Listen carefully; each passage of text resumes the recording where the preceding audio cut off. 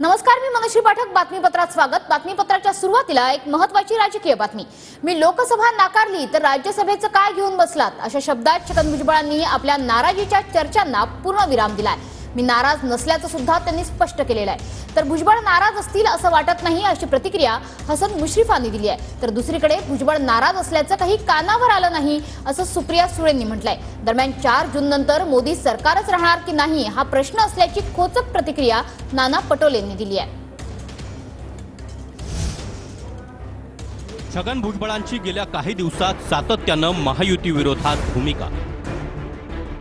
नाशिक लोकसभेच्या जागेसाठी भुजबळ इच्छुक होते.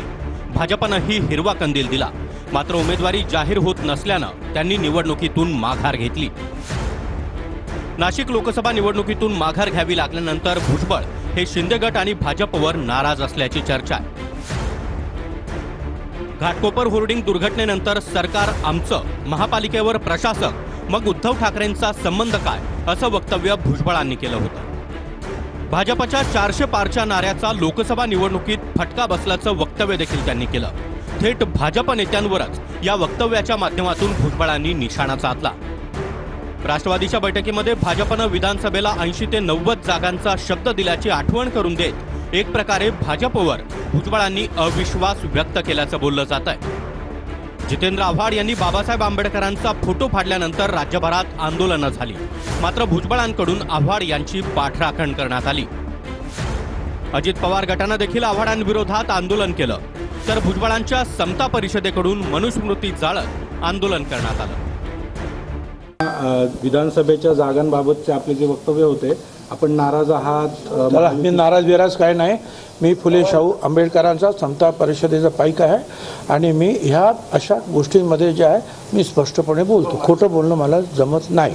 काय विरोधासाठी विरोध मी करू शकत नाही. राज्यसभेवर देखील अरे राज्यसभा वगैरे सोडावं. लोकसभेला मी सांगितलं की मला नको आहे म्हणून, तर राज्यसभेचं काय? हे बघा, त्याच्याबद्दल काही असा विषय नाही. असा विषय असता तर भुजबळ साहेब तिथे बोलले असते. भुजबळ साहेबांच्या मनात असं काही असेल असं मला वाटत नाही.